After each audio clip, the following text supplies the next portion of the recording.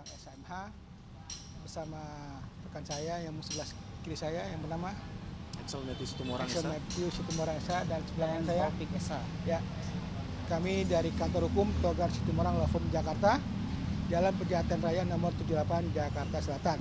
Yang mana pada kesempatan hari ini, hari Senin tanggal 26 Februari 2024, ya, kami datang menghadiri terkait agenda hari ini adalah pembacaan nota keberatan atau eksepsi dari penasihat hukum Christopher Stefanus Budianto alias Stephen. Ya, yang mana tadi kami sudah uraikan semua, ya, nota keberatan yang memang kami sampaikan, ya, terkait, ya, dari surat dakwaan jaksa penuntut umum yang waktu itu mereka telah membacakan pada tanggal 15 Februari 2024, ya, 21 ya kalau nggak salah ya. 21 kan ya, 21 kan ya 21 Februari 2024 ya. Nah, dengan adanya penyampaian pada hari ini ya, itulah yang kami coba sampaikan terkait eksepsi kami ya, nota keberatan. Karena di sini kan di awal ini kan sudah dijelaskan mengenai ya adanya perjanjian sewa menyewa ya antara pihak Christopher Stefanus Budianto dengan pihak Jessica Iskandar ya, yang mana perjanjian sewa menyewa itu ya dituangkan di dalam adanya perjanjian sewa menyewa ya, dan mereka sudah menanggapi juga terkait perjanjian sewa menyewa tersebut ya, di mana perjanjian sewa menyewa itu dilakukan di Denpasar di tempatnya si klien kami Christopher Stefanus Budianto pada saat mereka melakukan perjanjian sewa menyewa tersebut ya. Nah, ini juga kami coba saya sampaikan juga tadi mengenai dakwaan eksepsi kami ini ya, nota keberatan ini ya. Adapun penyampaian mengenai pertama ya, bahwa kami merasa keberatan ya terhadap surat dakwaan penuntut umum, itu keberatan yang pertama kami ya, di mana di sini ya seharusnya dakwaan yang disusun oleh penuntut umum ya adalah beberapa hal yang perlu diketahui secara bersama, mengingat dalam surat dakwaan tersebut terdapat berbagai kejanggalan dan ketidakjelasan yang menyebabkan kami mengajukan keberatan. Ya, adapun uraian tersebut ya, yaitu pertama bahwa saudara penuntut umum telah menghadapkan terdakwa ke Pengadilan Negeri Jakarta Selatan dengan surat dakwaan di bawah nomor register perkara PDM 24 Jakarta Selatan /2/01/2024 tertanggal 18 Januari 2024 yang dibuat dan ditandatangani oleh saudara Setio Adi Wicaksono SH MH selaku penuntut umum. Jadi ada beberapa ya yang kami sampaikan terkait keberatan kami ya terhadap surat dakwaan jaksa penuntut umum. Pertama tadi ya, Pengadilan Negeri Jakarta Selatan tidak berwenang mengadili ya. Yang poin kedua, yang huruf B-nya, surat dakwaan tidak jelas, tidak cermat dan tidak lengkap, atau surat dakwaan itu obscur liber atau dakwaan kabur ya. Yang ketiga, dakwaannya yang disampaikan oleh jaksa penuntut umum batal demi hukum. Ya. Jadi apa yang disampaikan oleh jaksa penuntut umum kepada klien kami itu semuanya sudah kami bantah di eksepsi kami pada kesempatan sore hari ini. Intinya itu. Bang, tadi sempat dikatakan bahwa surat dakwaan tidak memenuhi beberapa pasal. Itu boleh dijelaskan? Ya. Nah, kembali lagi terkait pasal tadi, kita coba menyampaikan di mana di situ dijelaskan pasal yang disampaikan seharusnya itu kan pasal 372 sesuai laporan polisi. Ya. Di mana laporan polisi yang sebelumnya itu terdapat hanya satu pasal. Namun ya dari penuntut umum dia coba menyampaikan adanya dua pasal, tapi tidak menjelaskan secara rinci ya terkait pasal-pasal apa yang disampaikan oleh jaksa penuntut umum kepada klien kami ya. Dia hanya menyampaikan adanya pasal 372 ya atau pasal 378. Nah, ini kami juga sangat menyayangkan terkait adanya dua pasal tersebut tanpa adanya ya dari jaksa penuntut umum untuk memastikan pasal mana sih yang sebenarnya ini yang diduga ya dilakukan oleh klien kami ya terkait masalah adanya satu unit mobil ya Toyota Alphard itu ya. Nah, sampai sekarang ini kan itu aja yang pernah kami terima ya terkait pasalnya itu pasal 372 hanya satu pasalnya doang. Nah, itu. Soal apa aja Bang? Tadi dua pasal itu Bang. Dua pasal itu adalah pasal 372 terkait penggelapan dan pasal 378 terkait penipuan. Nah, ini kami sayangkan. Terkaitnya adanya dua pasal disampaikan oleh jaksa penuntut umum. Ya. Seharusnya iya, tapi sampai saat ini kami belum melihat barang bukti itu ada di mana, ya. Dan juga yang kemarin kami lihat itu hanya apa namanya benderan berkas saja yang dikirim dari pihak penyidik Polda Metro Jaya ke Kejaksaan Negeri Jakarta Selatan pada saat klien kami ya dinyatakan lengkap berkasnya P21. Nah, sedangkan barang bukti yang dia sampaikan itu 1 unit mobil itu sampai sekarang kami juga belum lihat itu apa namanya terkait mobil tersebut ya, yang ada dia bilang di sini dibilang warna sebentar ya. Sampai saat ini juga kami belum melihat itu yang ada DR-nya itu kan. Nah, ini di mana posisinya itu loh. Sampai saat ini. Tapi menurut keterangan dari Bang CSG sendiri bahwa barang bukti tersebut mungkin saat ini apakah disita kah atau di mana Bang? Nah, untuk sampai saat ini juga kami belum tahu keberadaan mobil itu ya. Yang mereka sampaikan ya mengenai unit mobil 1 Toyota Alphard yang warna hitam itu yang tahun 2018 ya, yang nomor rangkanya JTNG F3DH3 J80200563, nomor mesin 2ARJ 215980, nomor polisi B73DR atas nama Jessica Iskandar. Nah, ini juga kami sayangkan kenapa sampai saat ini dari pihak sana ya yang melaporkan klien kami ya, si pelapornya itu yang bernama si Septio ini kok sampai sekarang belum ada gitu loh, belum muncul di persidangan. Kami coba minta nanti kalau memang sidang selanjutnya ya dia hadir dong untuk mengklarifikasi kalau memang dia merasa korbannya sebagaimana kan gitu. Karena kan selama ini kan dia hanya sebagai pelapor.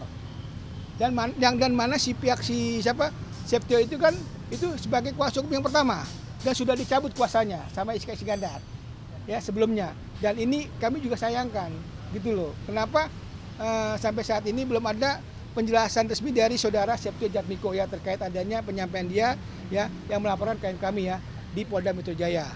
Ya, itu Kalau saya tidak salah dengar Bang, tadi ada statement Abang di eksepsi mengatakan bahwa kalau klien Abang itu tidak terbukti melakukan penggelapan. Nah, itu bagaimana Bang? Boleh dijelaskan sedikit? Iya. Ya. Ini berarti murni perjanjian pekerjaan. Ya.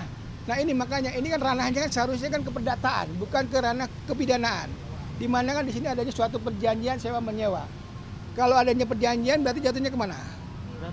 Ke ranah perdata dong, bukan ke ranah pidana. Tapi kenapa sampai saat ini nih dari proses awal yang sedang berjalan yang kami sudah tangani sampai saat ini sudah masuk ke pengadilan, ini kami masih sangat masih juga menyampaikan ini terkait masalah ini kenapa masuk ke ranah pidana bukan ke ranah perdata. Padahal di sini jelas murni adanya perjanjian kerjasama loh ya, sewa menyewa antara klien kami dengan pihak si Jessica Iskandar. Itu aja sih yang kami coba sampaikan. Tadi sempat juga di konten mengenai kalau ini terjadinya di daerah Denpasar. Apakah memang harusnya diproses di sana atau gimana sih? Ya, karena kan lokus deliktinya kan ada di sana, tempusnya juga ada di sana, dan PT Trip ID-nya itu kan juga ada di sana. Berarti kan kewenangan wilayah mengadili itu ada di mana? Seharusnya di wilayah Denpasar, Bali. Kenapa ini dipasangkan di Pengadilan Negeri Jakarta Selatan? Ini coba kami sampaikan juga ini terkait dakwaan jaksa penuntut umum yang kemarin mereka menyampaikan terkait sidang hari ini ya di Pengadilan Negeri Jakarta Selatan. Karena seharusnya bukti-bukti semua yang ada di sana kan sudah jelas adanya perjanjian sewa menyewa ya, di mana itu semuanya saksinya juga ada di Bali. Berarti dengan secara nyata bahwa proses daripada peristiwa pidana itu ada di Bali. Nah, ini kami coba sangat sayangkan gitu. Kenapa harus di Pengadilan Negeri Jakarta Selatan? Nah, ini kembali lagi kami kan bukan mengorek-ngorek Jessica Iskandar mau datang apa enggak. Ya kan? Kalau mau datang apa enggak kan utusannya si Jessica Iskandar. Ya kan? Dan juga kan nggak mungkin juga dong kami mengundang dia. Ya kan? Dan ini kan memang kan perkaranya beliau. Ya kan? Kenapa beliau sendiri nggak datang, nggak hadir gitu loh? Apakah perlu dibuatkan undangan? Kan lucu kalau dibuatkan undangan. Nah, ini yang kita coba sayangkan karena ini perkaranya beliau, ya beliau datang dong seharusnya. Bersama si pelapornya itu. Yang sampai sekarang kami juga nggak tahu itu keberadaannya. Karena kan kuasanya yang pertama itu udah putus. Si Septio Jatmiko itu dari kantor hukum Elsa Sharif sebelumnya. Yang sekarang sudah diganti kuasa yang baru dari kantor hukumnya si Jessica Iskandar yang baru ini. Nah, ini kami coba sayangkan. Atau mungkin dari Pak Excel mau menambahkan, silakan Pak. Ya boleh. Jadi kalau dari saya pribadi memang melihat masalah ini dari tahap awal di tahap penyelidikan sampai dengan sekarang persidangan memang terkesan dipaksakan ya. Karena mungkin dari barang bukti sendiri, lalu kalau kita berbicara dari prosedur secara formal sendiri, itu semuanya terkesan dipaksakan. Jadi contoh salah satunya yang tadi di nota keberatan kita juga terkait dengan yurisdiksi dari pengadilan. Ya, jadi memang seharusnya kalau memang ini dijadikan sebuah peristiwa hukum, maka harusnya diadili di pengadilan Denpasar. Gitu, karena lokusnya di Denpasar semua gitu. Lalu juga yang mungkin jadi fokus saya, kita kan juga ada melakukan upaya laporan balik pencemaran nama baik terkait dengan kejadian waktu itu Steven klien kami waktu sampai di bandara kan saudara Jessica kan juga meneriaki klien kami dengan kata-kata yang tidak pantas. Saya juga mohon rekan-rekan media juga mohon atensi supaya laporan kami juga turut berproses lah. Saya harap dari haknya klien kami juga tetap berjalan karena kalau menurut kami kan peristiwa pada waktu itu di bandara itu kan sudah masuk unsurnya pencemaran nama baik kan karena sudah diteriaki klien kami dengan kata-kata yang tidak pantas di muka umum. Itu aja sih mungkin yang saya mau jadi poin saya ya. Kalau Untuk prosesnya sendiri yang kasus pencemaran nama baik itu seperti apa, Bang? kalau terakhir itu sudah tanda terima ya. Ini kembali lagi saya coba sampaikan lagi terkait adanya surat yang kita sampaikan ya, baik itu melalui Baris Krim Polri ya mengenai dugaan adanya tindak pidana pencemaran nama baik ya terhadap klien kami pada saat klien kami datang di Bandara Soekarno Hatta ya, di mana klien kami tangannya sudah diborgol ya, dan itu sudah didampingi sama penyidik dari Polda Metro Jaya dan sudah jaga ketat oleh pihak bandara juga ya, pihak keamanannya. Nah, ini kami masih sangat menyayangkannya terkait adanya peristiwa yang dengan seenaknya, dengan segampangnya ya si pihak tersebut ya, yaitu si Vincent ya, suami daripada Jessica Iskandar, juga Jessica Iskandar yang kalau nggak salah itu suaminya itu datang langsung ke tempat klien kami itu ya dengan memvideoin, dengan coba menyampaikan kata-kata yang mungkin tidak sepantasnya disampaikan, dan juga dari pihak Jessica Iskandar juga menyampaikan teriakan-teriakan yang memang seharusnya itu bukan tempatnya untuk orang berteriak-teriak. Itu kan tempat bandara yang seharusnya dijaga tempat tersebut dari orang-orang yang memang aksesnya di situ kan gitu, dan itu bukan suatu tempat yang memang untuk berbuat sesuatu yang demo kan gitu, dan apalagi di situ juga ada media yang hadir juga pada saat itu. Nah, ini kami sangat sayangkan. Nah, terkait surat yang sudah kami sampaikan ke pihak Bareskrim ya, waktu terakhir kami bertemu dengan pihak Bareskrim ya, ke wasidiknya, mereka menyampaikan, "Bang, ini abang silakan aja melaporkan langsung ya kan ke Polda Metro Jaya. Nah, masalah pendampingan itu nanti abang bisa sampaikan ke pihak Polda Metro Jaya, khususnya ke penyidiknya." Nah, ini kami juga saya sendiri juga sudah menyampaikan dan sudah mendatangkan, tapi dari pihak penyidiknya ya di Polda Metro Jaya, di unit 3 ya, unit 1 unit 3 tuh ya. Nah, di situ mereka bilang mereka masih menunggu pimpinannya ya, Pak Kanitnya. Yang mana pada saat itu memang saya datang ke situ, Pak Kanitnya sedang ada di luar kota ya. Nah, padahal saya juga di situ sudah menanyakan juga, "Bang, ini ada penyampaian dari pihak Bareskrim sendiri loh melalui wasidiknya. Dia menyampaikan terkait masalah pencemaran baik, abang bisa langsung aja membuat laporan gitu loh. Tanpa adanya abang datang ke Bareskrim. Seharusnya itu masalah klien kami membuat laporan itu sudah kewenangan daripada Polda Metro Jaya seharusnya. Tapi kenapa sampai saat ini ya pihak Christopher Stefanus Budianto belum mendapatkan izin pengawalan resmi ya terkait ya untuk membuat laporan atau pengaduan di SPKT Polda Metro Jaya. Nah, ini kami saya sangatkan sampai saat ini. Dan juga kami sudah berusaha lagi dengan upaya hukum kami lagi ya terkait adanya klien kami membuat surat tersendiri tulisan tangan ya yang dia buat di Rutan Cipinang ya. Dia sambil menangis, dia bilang, "Bang, ini saya coba menyampaikan isi hati saya di surat pencemaran nama baik ini." Ya. Di mana dia juga sangat menyayangkan mungkin teman-teman media, rekan-rekan media yang mana pada saat itu ya datang ya ke preskonnya si Jessica Iskandar ya pada tanggal 14 Juli tahun 2022 di kantor hukum Elsa Sharif ya, di mana di situ mereka setelah membuat laporan, terus lagi satu hari setelah membuat laporan mereka melakukan preskon di mana di situ dia menyampaikan ya kata-kata yang menyebabkan klien kami ini merasa dicemarkan nama baiknya. Ya, adapun yang disampaikan itu adalah terkait klien kami dibilang penipu. Nah, dengan adanya penyampaian tersebut kan klien kami merasa dirugikan nama baiknya. Juga mengenai usahanya juga.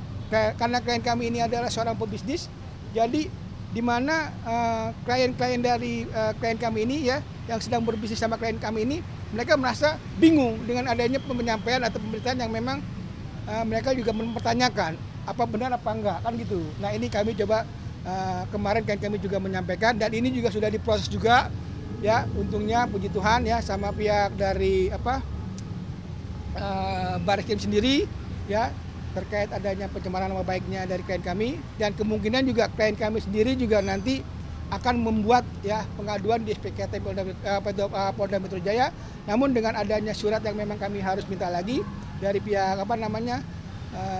Bareskrim Polri ya, bagian Yanmasnya ya, pelayanan masyarakat. Nah, ini coba kami sampaikan nantinya.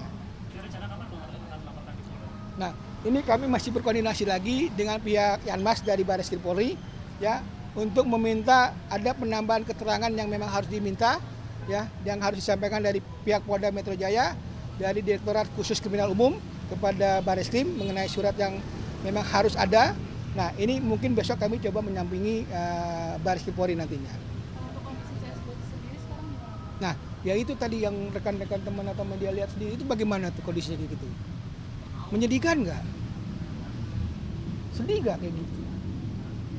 Orang yang melakukan suatu usaha ya dengan ada perjanjian tertulis ya, dan itu juga sudah disepakati bersama ya, dan ini kenapa dibuat sesuatu yang memang tanda kutip ya, kok bisa dilaporkan gitu loh pidananya. Padahal kalau memang dia merasa dirugikan ya buat aja gugatan, ajuin aja gugatan di sini kan gitu. Kan gitu, tapi karena lokusnya nggak di sini, ya kan ini kita juga pertanyakan juga, seharusnya kan lokusnya ini ada di Bali semuanya, karena perjanjian semuanya itu dibuatnya di Bali, gitu. Dan objeknya juga ada di Bali, saksinya juga ada di Bali. Nah, kenapa ini bisa sampai kemari gitu? Nah, ini juga kami sayangkan dulu terkait masalah adanya persidangan yang terjadi yang hari ini di Jakarta Selatan. Nah, yang tadi kamu bilang itu kondisinya klien kami ya, tadi kamu lihat sendiri bagaimana itu. Dia kan Agenda selanjutnya. ya, itu agenda besok tanggal 28 ya. 28. Februari 2024 itu jawaban daripada jaksa penuntut umum mengenai tanggapan eksepsi yang kami sampaikan pada kesempatan sore hari ini.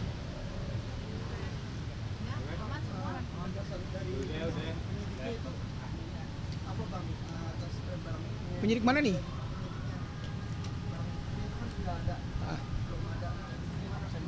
Nah, kalau dari penyampaian penyidik Polda Metro Jaya itu hanya 1 unit mobil doang, ya, yang disampaikan di sini, ya, 1 unit mobil Toyota Alphard warna hitam tahun 2018 nomor rangka yang tadi sudah disebut di sini, ya, dan itu tidak ada nilai kerugian. Itu loh terakhir ya dari penerapan tersangka ya klien kami ya, yang sudah disampaikan ke Kejaksaan Negeri Jakarta Selatan gitu loh. Tapi di sini kan nggak dibunyiin lagi nih. Nah, ini coba kami sayangkan juga ini, kenapa laporan-laporan yang memang sudah ada penyampaian sebelumnya ya dari pihak sana, Septio Jatmiko sebagai kuasa hukum pertama itu ya, yang dia menyampaikan adanya 2 unit mobil dan uang sekitar 9,838 juta miliar, ini mana? Gitu loh. Sama ada penyampaian pada saat si Jessica Iskandar melakukan preskon itu dan dia menyampaikan ada 11 unit mobil, ini 11 unit mobil yang mana? Sampai uang 9 miliar 838 ini uang yang mana gitu loh. Sedangkan yang memang sudah disampaikan itu hanya 1 unit mobil doang. Dan itu nggak ada nilai kerugiannya, kan aneh. Gitu, dan itu sudah dan sudah dijual belikan, dan itu memang penyampaiannya ada di sana di Bali gitu loh. Ini apa yang diinin gitu loh ke klien kami itu. Nah, dan ini juga kami juga coba menyampaikan juga ya terkait masalah ini ya, kalau bisa ya kan. Kami juga menanyakan jangan sampai nanti ada oknum-oknum yang terlibat dalam masalah ini yang ibaratnya yang bikin kami juga merasa dirugikan ya terkait adanya peristiwa ini ya. Nah, kami mintalah segera kalau memang bisa diproses ya, kami minta secepatnya kan begitu. Supaya keadilan dari klien kami ini mendapat suatu kepastian hukum ya, yang mana memang harus disampaikan dengan adanya persidangan yang pada saat ini yang sedang kita jalani di Pengadilan Negeri Jakarta Selatan, itu aja sih.